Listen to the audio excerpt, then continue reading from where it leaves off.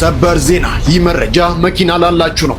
የመንገድ ግብር ሊጣል መሆኑ ተሰምቷል። ብር እንደዚህ የተጠማ ብር እንደዚህ የተራበ ስርዓት እኔ ሰምቼም አይቼም ማለት ነው። አሁን ኢትዮጵያ ውስጥ የሚታዩ የተለያዩ ኃይሎች መሰብሰብ፣ መጣመር፣ ያልተቀደሰ ጋብቻ በመንግስት በተገነቡ መንገዶች ላይ በሚንቀሳቀሱ ተሽከርካሪዎች አዲስ ዓመታዊ ግብር ሊጣልባቸው መሆኑ ተገለጸ። መንገዱ ላይ ሰላም የለም፣ ሹፌርና ተሳፋሪ ይታገታል፣ ይገደላል። መንግስት ግን ጥበቃ ከማድረግ ይልቅ ገንዘብ አምጣ ማለቱ ላይ ትኩረት አድርጓል።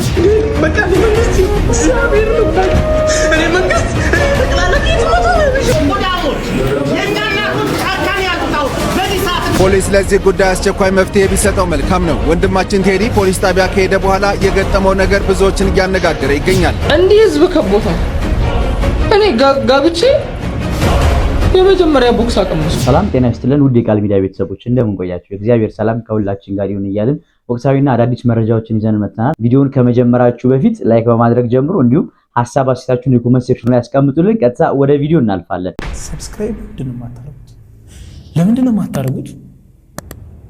አሁን ማርኩ። ሰበር ዜና! ይህ መረጃ መኪና ላላችሁ ነው። የመንገድ ግብር ሊጣል መሆኑ ተሰምቷል። በመንግስት በተገነቡ መንገዶች ላይ በሚንቀሳቀሱ ተሽከርካሪዎች አዲስ ዓመታዊ ግብር ሊጣልባቸው መሆኑ ተገለጸ።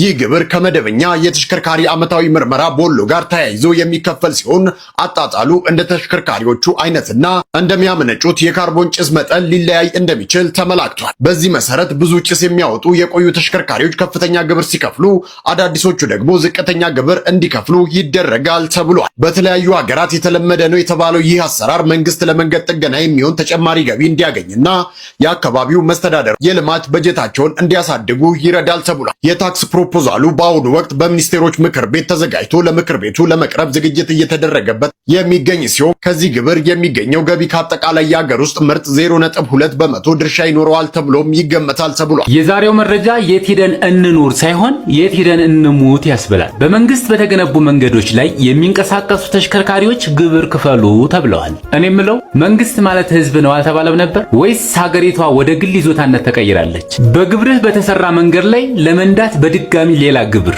እስካሁን ሲከፈል የነበረው የመንገድ ፈንድ ቦሎ እርዳታ ነበር ወይስ ለኤርትራ ነበር ገቢ ሲሆን የኖረው? መንገዱ ላይ ሰላም የለም፣ ሹፌርና ተሳፋሪ ይታገታል፣ ይገደላል። መንግስት ግን ጥበቃ ከማድረግ ይልቅ ገንዘብ አምጣ ማለቱ ላይ ትኩረት አድርጓል። በዚህ ሁኔታ ወደፊት አይኤምኤፍ እግረኛንም አስከፍል ብሎ መንግስትን ማዘዙ አይቀርም። ቀጣዩ ታክስ ለምን ተነፍሰው አየር ሳይሆን አይቀርም። ውጤቱ ግልጽ ነው። ባለመኪናዎች ህዝቡ ላይ ታሪፍ ይጨምራሉ፣ መከራው ደግሞ ባንተና በኪስ ላይ ይወርዳል። ይህ የሀገር እድገት ነው ወይስ የቀንጅብ ዘረፋ? እስኪ ሐሳባችሁን ኮሜንት ላይ ያስቀምጡ። መንግስት እግዚአብሔር ነው እኔ መንግስት እኔ ተቀላላ ፊት ነው ማዝሮ ማለት ንግድ ፍቃድ ያወጣው ቀን ነው። መድኃኒዓለም ነው እኔ መቶ ምናምን ሺህ ብር ጌታ አምጥቼ ነው ከፍላችሁ ጌታ አምጥቼ ነው የምከፍለው። መቶ ምናምን ሺህ ብር ማለት የለኝም ራሱ ጌታ አምጥቼ ነው የምከፍለው። ምንድን ነው በቃ መንግስት እግዚአብሔር ነው እኔ መንግስት እኔ ጠቅላላ ጌታ መቶ ምናምን ሺህ ብር ጌታ አምጥቼ ነው ጌታ ነው መቶ ምናምን ሺህ ብር የምከፍለው። እኔ ጌታ አምጥቼ ነው መቶ ምናምን ሺህ ብር የምከፍለው። እኔ እኮ በዛ ምን እኮ ነው የሄደው በ50 ብር እኔ ጌታ አምጥቼ ነው ሽሙ ከፍያለሁ። እንዴ ምን አይነት ህግ መጣ? እኛ ሳናቅ ሌላ ሀገር ሄደን እንዴ ቆኛ ሌላ ሀገር ሄደን እንዴ ኢትዮጵያ ውስጥ አለ ያለው እኔ እግዚአብሔር እንደዚህ ነው ያጨለቀም እኔ ንግድ ፍቃድ ያወጣው ቀን ያንቀን ግሪን በሳ እኔ እንጂ ምንድን ያጠፋሁት? እሺ የሰራሁት ልክፈል ግን ይሄ አይደለም መጣው ሳሙ እኔ መንግስት ያለ ባክን እግዚአብሔር እንደው ቁልሽ 100 ሺህ ብር ነው በይውል አይቻላቅም እኔ እግዚአብሔር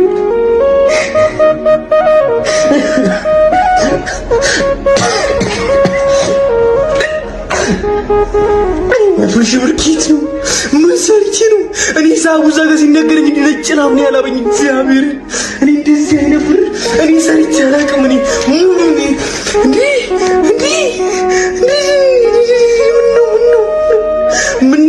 ጓደኞቼ ሲሰደዱ ወግሮ ተሰደድኩኝ እኔ እዚህ እኔ እግዚአብሔር እንዴ መንግስት ያለ እባክህ ማርያም እኔ ግራ ገባኝ። እንደዚህ ነበርሽ እንዴ ነው ባለፈው አመት 60,000 ብር ነበር የከፈልኩት ለዛውም 7 ወር ብቻ ሰርቼ ግን ምንም አይነት ኮምፕሌን አልነበረኝም ምክንያቱም በሰራውት ልክ ነበር የወሰኑብኝ። በዚህ አመት ደግሞ ሜትር ታክሲውን እንደ ድሮ ፉል ታይም ከእሑድ እስከ እሑድ ምናምን አልሰራውትም ምክንያቱም ሳይዳስል ማረጋቸው ነገሮች አሉ ቢሮ ያለች እንደምታውቁት። ከዛ ግን ወረዳ ግብር ልንከፍል በሄድንበት ሰዓት የመጣው ሂሳብና ድርጅቶች ሰርታለች ብለው ከላኩት ኦልሞስት የ100,000 ብር ልዩነት አለ። ግብሩ የተወሰነብኝ የ100,000 ብር ጭማሪ ተደርጎ ይሄን ያህል ሰርተሻል ስለዚህ ከዚህ ላይ ነው ግብር የምትከፊው ተብሎ ማለት ነው። ከድርጅት የተላከው እኔ ጋርም አለ እናንተ ጋርም ካለ እሱን ልናስተያይ እንችላለን። ይሄን ያህል አልሰራሁኝም ስል አይ እኛ ጋር አይደለም ከድርጅት የተላከው ያለው ዋና ገቢዎች የሆነ ሙሉ ስሙን እርግጠኛ አይደለሁም እዛ ነውና ወደኛ ደግሞ አልተላከልንም ኤክሴል አለች። ኦኬ እንደሱ ከሆነ እኔ ሄጄ ቼክ ላድርግ እዛ ምክንያቱም ለኔ የተላከውና ለእናንተ የተላከው ምናልባት የተለያየ ከሆነ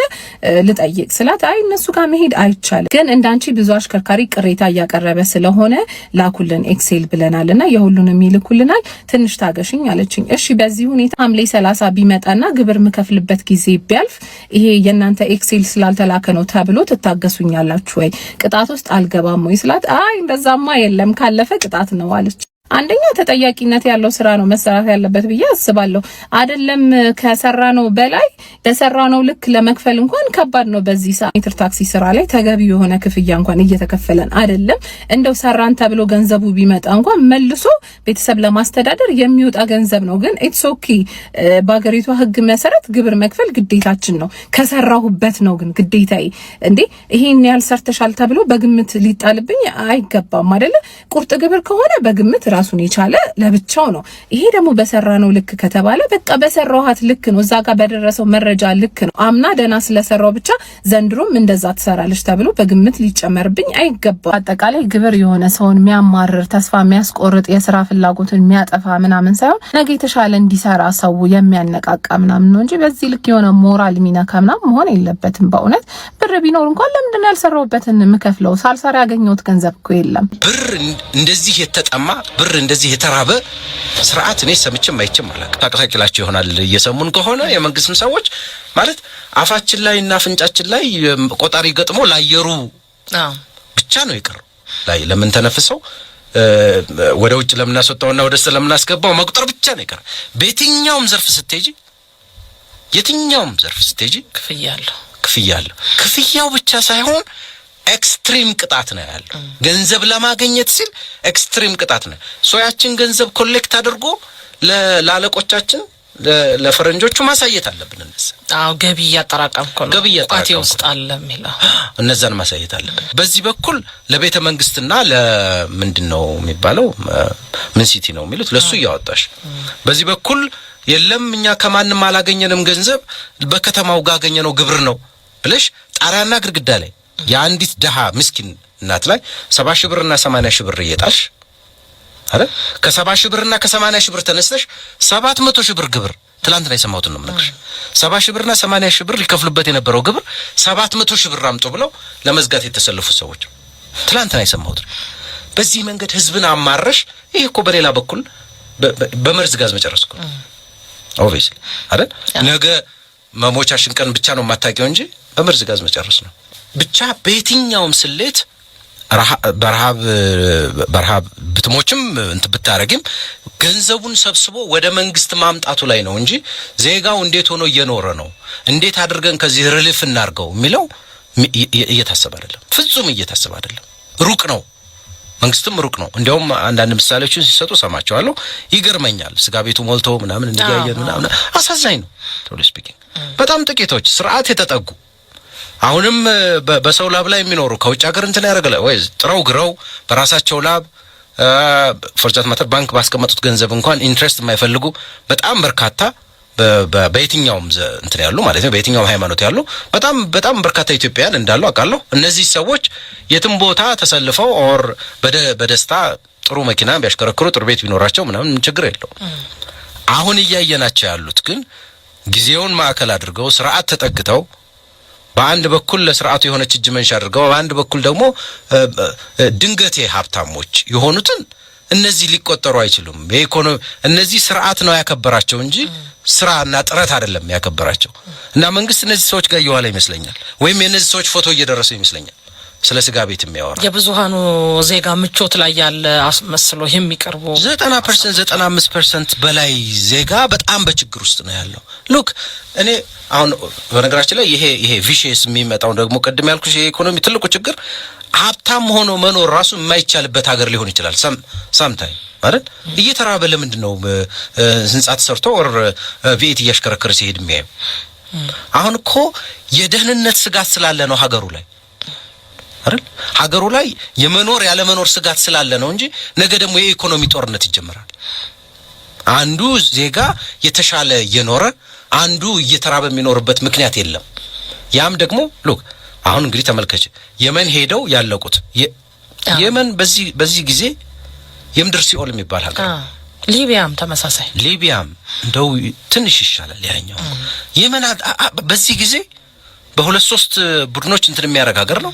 ከዛ የሚዘንብ የሚሳኤልና የድሮን እንትን አለ፣ ከምዕራቡ ዓለም የሚመጣ ከሩቅም ከቅርብም የሚተኮስ የራሳቸው ቡድኖች አሉ። እነዚህ ቡድኖች ገንዘብ አግኝተው እጽ አዘዋውረው ራሳቸውን በመሳሪያ እንትን አድርገው ሌላ መውጋት ነው የሚፈልጉት። ስለዚህ ማንም ዜጋ ቁስ እንጂ ዜጋ ሆኖ ሊያልፋጭ እንኳንስ ሌላ ከነሱ ውጭ ያለ ሰው ወደ እነዚህ ሀገራት ነው አንድ ጀልባ ሙሉ 154 ኢትዮጵያውያን ሄደው የሚያልቅበት ምክንያት ሌላ ምንም ነገር የለም። እዚህ ሀገር ላይ ዲግሪ ይዘሽ ማስተርስ ይዘሽ ፒኤችዲ ይዘሽ ፒኤችዲ ይዞ ረሃብ ውስጥ ከገባ ሌላ ምንም አማራጭ የለው። ወጥቶ ማለት በጣም ብዙ ሰዎችን በፖለቲካ እንትኑ አገኛለሁ። በጣም ብዙ በርካታ ሰዎች አንድ ዜጋ ሀገሬ ውስጥ እንዲሰርቼ እናንተ ጋር እንትን አድርጌ ታግዬ ስርዓት እንትን አድርጌ አሻሽዬ ልኖር የሚል የለም። ምክንያት ፈልጎ ከዚህ ሀገር መሸሽ ነው የሚፈልገው።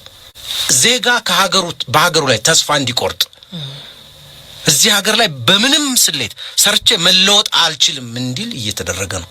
ምን እያልኩሽ መሰለሽ ሊዲያ፣ ዛሬም ብቻ አይደለም እየኖርን ያለ ነው። ነው መንግስት ሊመስለው ይችላል። ዛሬ ብቻ አይደለም እየተበላሸ ያለው ነገንም ጭምር ነገንም እያበላሸ ነው። ስፖይል እያደረግ ነው፣ እየበከልን ነው ዜጋውንም።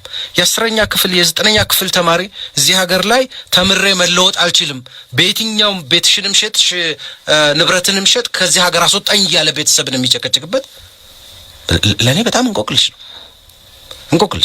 ኢትዮጵያን በስኮላርሺፕ እንኳን ከሀገራቸው መውጣት የማይፈልጉ የዛሬ 50 ዓመት ምናምን ታሪክ እኮ ነው። የዛሬ 40 ዓመት በጣም ነውር ነው። ከሀገር መውጣትም አይፈልግም፣ ከሀገርም ከተወጣ በዛው መቅረት በጣም ነውር የነበረበት ሀገር ነው። የዛሬ 45 ዓመት 40 ዓመት ነው በንጉሱ ዘመን።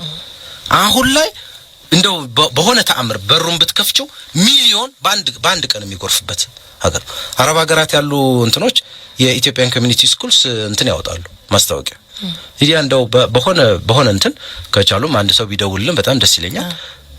በ3 እጥፍ በ4 እጥፍ ነው ሰው የሚሰለፈው እነዚህ ትምህርት ቤቶች ላይ ለመቀጠር ሳውዲ አረቢያ ወር ብዙ ኢትዮጵያውያን ያሉባቸው እንትኖች ማለት ነው። በጣም ነው የምትደነቂው። ብቻ በሆነ ተአምር ከዚህ ሀገር መውጣት ነው የሚፈልገው። ደሞም አንዳንዱ እውነት ያስመስላል።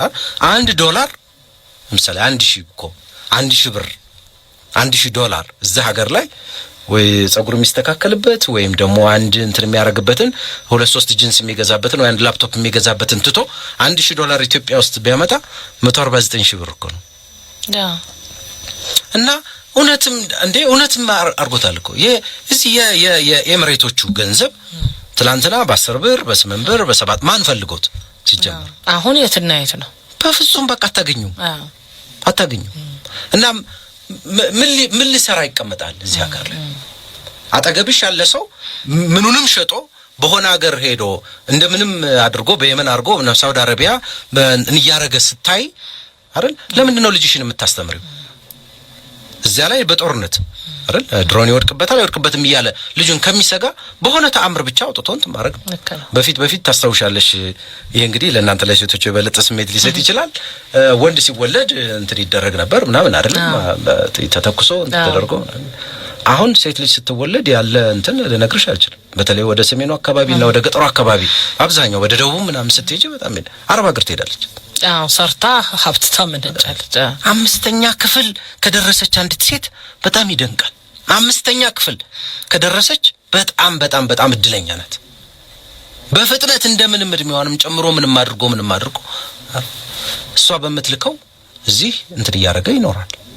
ሉክ ይሄን ያመጣው እና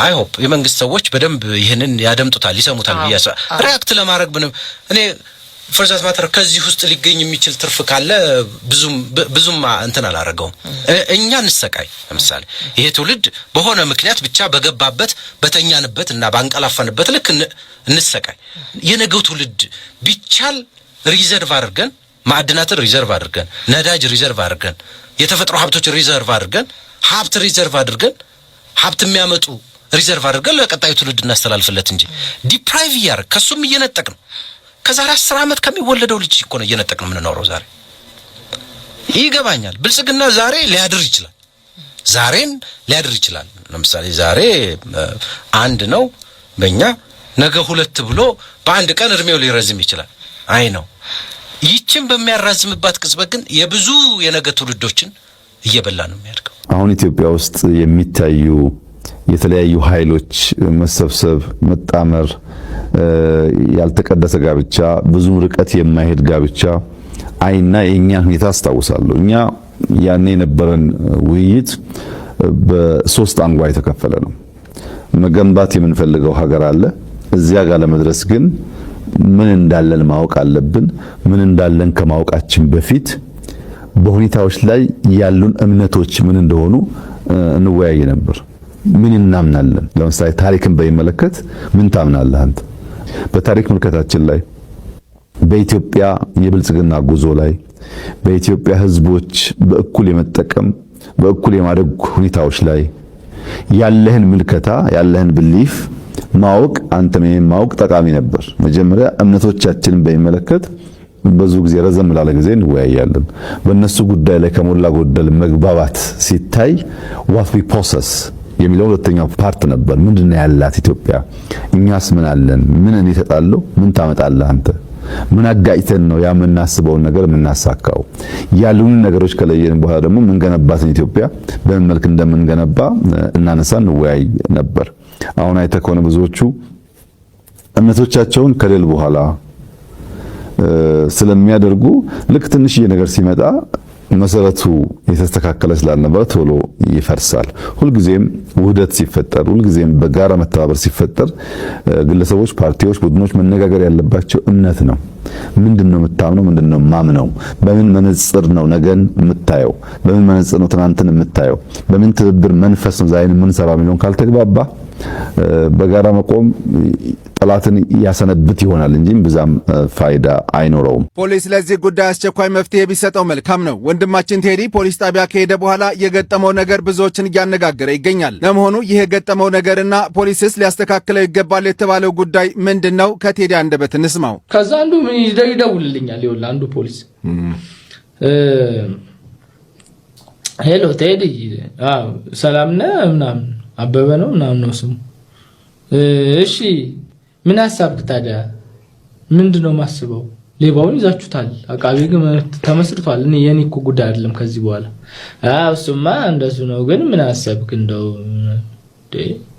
ምንድነው እኔ ማስበው ምን እንዳስብ ነው በጣም አናደኝ ከዛ እኔ ምን ከዛ አንድ ሰዎች ሳጣይ ብር አምጣ ምናምን ይሆናል ምናምን አሉኝ እናቴ ትሙት በእውነት እዛ ለምንድነው እንደዚህ ነው ዲም ለምንድነው ብር ለማን ብዬ ምን አርጉት ብዬ ነው ብር መስጠት ከታሰረ ፋይል ከሰጠው ምስክር ካለው ያው ሁሉ ምስክር አለ እዛ እየልኩኝ ምን ቢሆን ጥሩ ነው በሶስተኛው ነው በአራተኛው ቀን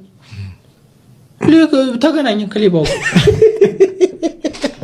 እናቴ ትሙት ነው ለቀውት አዎ እንዴት ያየን ማለት ምንም አላልኩም ወደ ቢሮ ነበር የሚሄደው ቀጥታ ወደ ፖሊስ ጣቢያ ሄድኩ ከዛ ይቅርታ እንደዚህ ክስ ነበር ምናምን ሴቷ እየተፈለገች ነው ብላችሁኛል ሌባውን አሁን አየሁት ብላችኋለሁ አቃቤ ሕጉ እንትን ማስረጃው አላሳመነኝም ብሏል አላለኝም አንተ በቪዲዮ ከሴኩሪቲ ካሜራ ላይ ተቀርጾ የመጣ ቪዲዮ ሰጣ እስቲ ላለ እኔ ጋር ነው ኩምል ይሄ በጣም ያሳዝናል ከዛ በኋላ ምን አለኝ ከፈለክ የኛ ስራ አጥጋቢ መስሎ ካልታየ እንደዚህ ነው የምትሰሩት በቃ እንዲህ ነው ማለቴ ህግ ክፍል እንደዚህ ነው ምናምን አልኩት።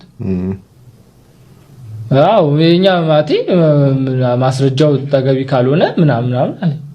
ቪዲዮ እኮ ነው የሰጠሁ ሲገባ ምናምን ያለበት ምናምን ያው ግን ብዙ አያሳይም ምናምን አለ። ኦኬ አልኩ።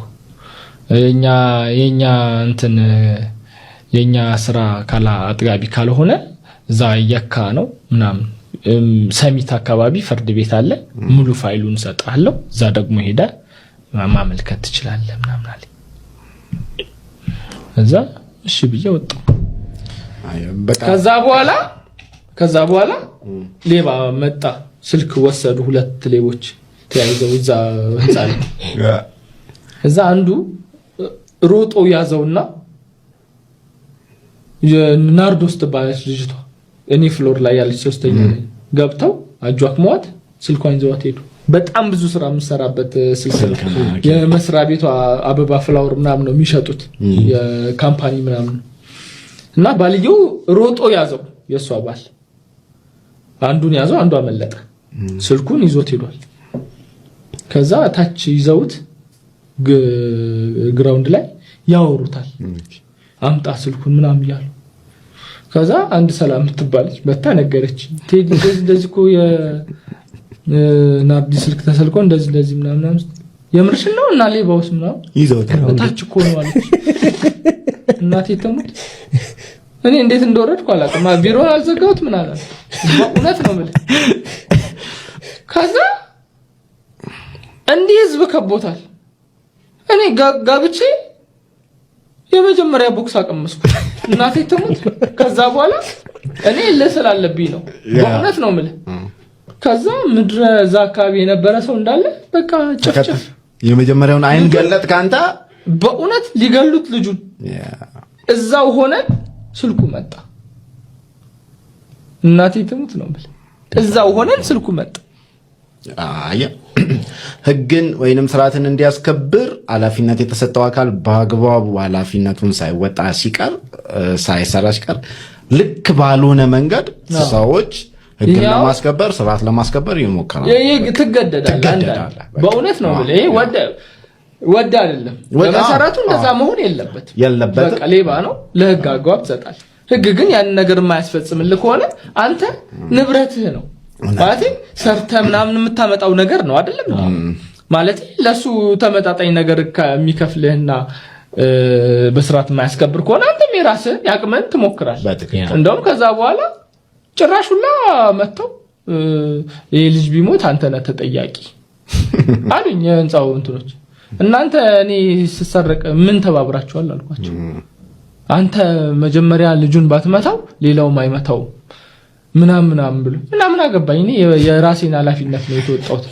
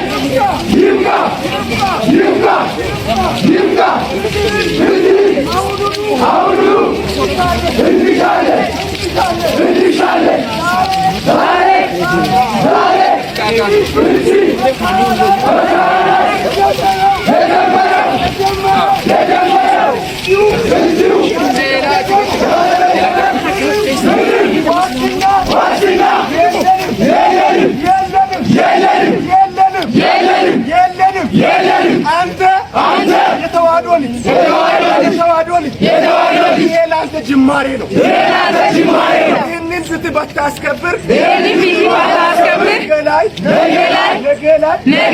አርሲ ላይ ያየኸው እስከ ቤት ይመጣል። ማርያምን ነው የምልህ እስከ ቤት ይመጣል። እዛም ሲጀምር እንደዚህ ነው። ችላ ብትል በዚህ ሰዓት እናቴ እቤቷ የለችም። ታውቃላችሁ። አሁን አብይ አህመድ በአማራ ክልል ላይ ያሰማራው ታውቃላችሁ። እናቴ ዝም በላተ ኮዲያ ዝም በላተ ቆሻሻ ዝም በላተ ከርሳ አንተ ማገዳይ ነህ። በዛሬው የአማራ እናቶች የአማራ ልጆች ዛሬ ትምህርት ቤት ካሉ ስትይዛቸው ወንድሞቻችን እህቶቻችን እናንተ ግን እንበስ ልታረጉ መጣችሁ። እዚህ የምናውቃችሁ እዚህ አዎ በእኛ ደም እንበስ ልታረጉ በአማራ ደም አይጎዳም በአማራ ደም ሆነ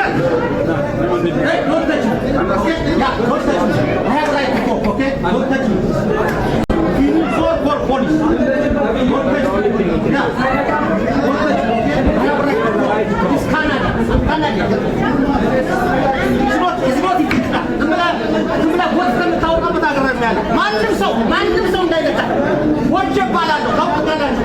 እዚህ ሁላችሁ ወጀ ባላለሁ ዛሬ ጎጃም፣ ወሎ፣ ሸዋ ዛሬ በድሮን እና እናቴ በ80 ዓመቷ ታቃለምታለሁ አስገድዷል እንዳትሞት። ግን እናንተ በእኛ እናቶችና ወንድሞች ደም እንበስ ልታረጉ እንበስ አሁን ብዙ